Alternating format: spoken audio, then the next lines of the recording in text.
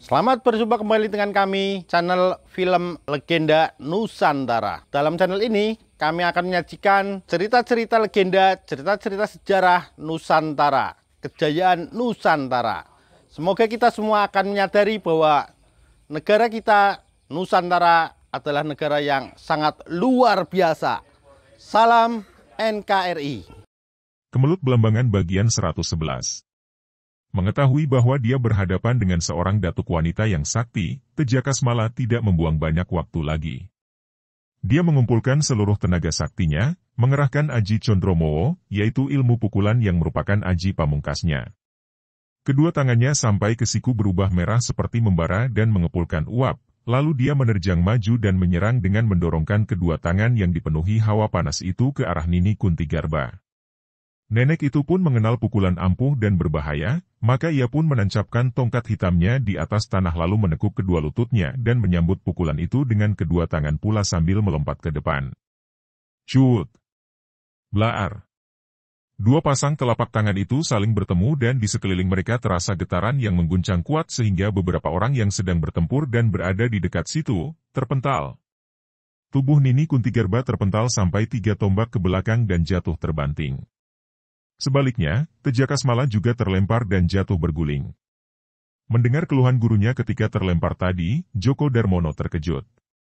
Dia menoleh dan melihat betapa gurunya terlempar dan terbanting roboh tidak bergerak lagi. Sementara itu Tejakasmala yang juga roboh kini dipapah 2 orang prajurit menjauhi tempat pertempuran.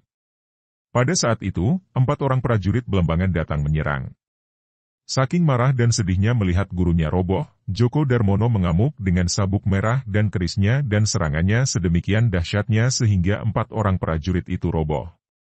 Djoko Darmono cepat melompat ke dekat tubuh Nini Kuntigarba, memondong tubuh yang lunglai itu dan meloncat pergi dari situ. Satyabrata semakin payah. Dia sudah lelah sekali sedangkan lawannya masih segar bugar.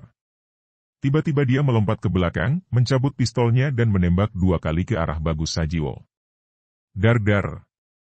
Tampak kilatan api dan 2 orang prajurit Belambangan yang kebetulan bertempur di belakang Bagus Sajiwo, terjengkang roboh dan tewas seketika disambar peluru pistol. Bagus Sajiwo cepat melempar diri ke samping sehingga tidak terkena tembakan, dan sambil bergulingan dia menyambar sebatang golok yang tercecer di atas tanah dan menyambitkan golok itu ke arah Satyabrata. Satyabrata sama sekali tidak menyangka diserang seperti itu. Tadi dia yakin bahwa Bagus Sajiwo pasti akan roboh tewas oleh tembakannya. Akan tetapi dia melihat malah 2 orang prajurit Belambangan yang roboh dan Bagus Sajiwo lenyap. Tiba-tiba ada sinar menyambar dari bawah ke arah perutnya. Dia cepat menangkis dengan tangan yang memegang pistol. Plak! Golok itu terpukul runtuh, akan tetapi punggung tangan Satyabrata berdarah. Punggung tangan itu terluka oleh golok yang disambitkan dengan pengerahan tenaga sakti oleh Bagus Sajiwo tadi. Satyabrata menjadi semakin gentar.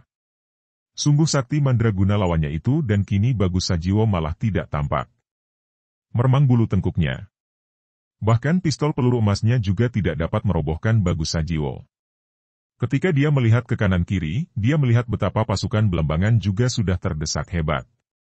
Bagawan Sarwatama yang melawan Ratna Manohara juga tampak kewalahan, demikian pula Kaladhama yang melawan Ki Sarwaguna, apalagi Kalajana yang dikeroyok 2 orang lawannya yang melihat warna kulit dan matanya menunjukkan bahwa mereka adalah orang Cina. Dia maklum bahwa kalau dilanjutkan pihaknya tentu akan menderita rugi besar. Maka Satyabrata lalu melompat ke belakang, berseru nyaring. Kawan-kawan, kita mundur dulu.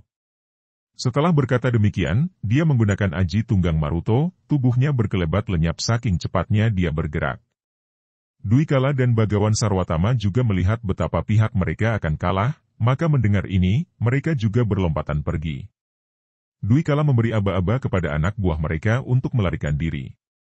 Bagawan Sarwatama merasa menyesal sekali bahwa Dria Pawitra tetap tidak dapat diajak bekerja sama dan diam-diam dia mengkhawatirkan nasib perguruan itu. Akan tetapi dia tidak dapat berbuat apa-apa lagi kecuali ikut melarikan diri bersama sisa pasukan Belambangan. Jangan dikejar. Seru Ki Sarwaguna yang maklum bahwa mengejar pasukan yang melarikan diri berarti bunuh diri karena di sana tentu terdapat pasukan Belambangan yang lebih besar lagi jumlahnya. Sementara itu, Ratna Manohara yang tadi melihat pemuda yang datang membantu pihaknya, melarikan diri sambil memondong tubuh nenek yang roboh. Setelah ditinggalkan lawannya, ia cepat melakukan pengejaran ke arah mana Djoko Darmono tadi melarikan diri. Djoko Darmono memondong tubuh Nini Kuntigarba dan berlari cepat memasuki sebuah hutan yang berada di sebelah utara teluk. Setelah tiba di dalam hutan dan melihat keadaan di situ sunyi, barulah ia berhenti dan dengan hati-hati menurunkan tubuh gurunya dan merebahkannya di atas rumput tebal. Nini Kuntigarba mengeluh lirih dan napasnya terengah. "Ibu, bagaimana keadaanmu?" Djoko Darmono bertanya sambil memeriksa keadaan gurunya, merasakan denyut jantungnya, meraba dadanya. Nenek itu membuka matanya dan mengerutkan alisnya. Napasnya sesak terengah-engah, tubuhnya terasa panas sekali. "Niken, aku terluka. Parah. Lawan tadi kuat sekali. Ah, keparat jahanam si Tejakasmala. Aku akan membunuhnya untuk membalas perbuatannya ini," seru Djoko Darmono dengan marah. "Niken, hati-hatilah. Dia itu tangguh sekali. Belambangan mempunyai banyak orang sakti. Jangan bertindak sendiri. Bergabunglah dengan dia Pawitra.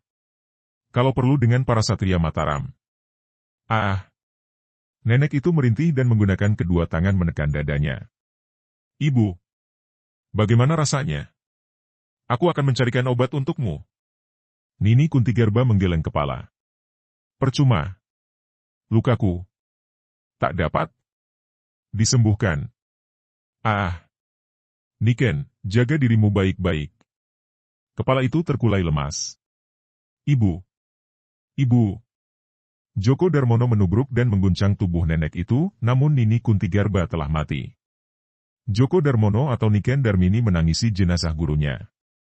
Ia adalah seorang gadis yang sejak kecil dirawat dan dididik Nini Kuntigarba, dianggap seperti anak sendiri maka ia menyebut ibu kepada gurunya. Karena dididik seorang datuk yang berwatak keras dan kejam, Niken Darmini sebetulnya juga berhati keras membaja karena didikan gurunya dan hampir ia tidak pernah menangis.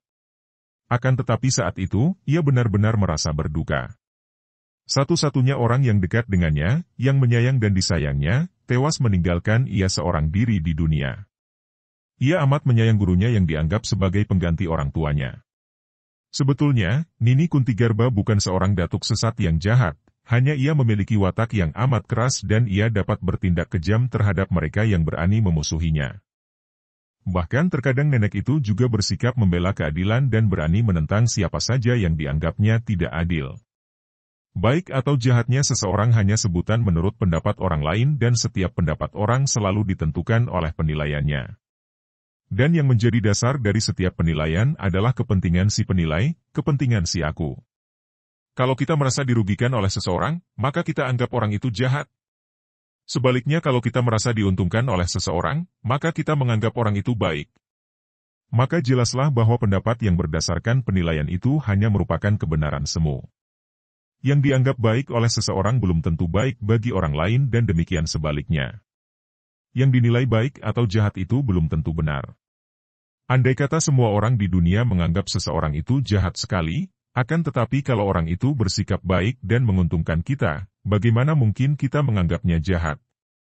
Sebaliknya, andai kata semua orang di dunia menganggap seseorang itu baik sekali, akan tetapi kalau orang itu bersikap jahat dan merugikan kita, tidak mungkin kita menganggap dia itu orang baik. Jadi pada hakikatnya, yang dinamakan baik itu belum tentu baik dan yang dinamakan jahat itu pun belum tentu jahat. Oleh karena itu, tepatlah apa yang dikatakan orang bijaksana, bahwa penilaian itu palsu, didasari kepentingan si aku. Orang bijaksana tidak pernah menilai, melainkan memandang segala sesuatu, baik itu benda, manusia, maupun persoalan, sebagaimana adanya, apa adanya. Tanpa menilai membuat kita waspada dan dapat melihat dengan jelas, tidak berpihak, tidak menyalahkan atau membenarkan karena pribadinya atau akunya terlibat dan berkepentingan, sehingga tidak terdapat pertentangan, baik dalam batin sendiri maupun terhadap di luar dirinya. Kewaspadaan ini mendatangkan kebijaksanaan, tidak mementingkan diri sendiri lahir batin dan menghasilkan tindakan yang tepat. Niken Darmini. Niken terkejut dan bangkit berdiri, memutar tubuh dan memandang dengan mata kemerahan dan masih basah air mata. Ia merasa terkejut karena selama ia merantau ini, Hanya si Tiong seorang yang mengetahui rahasia penyamarannya, mengetahui bahwa ia adalah Nik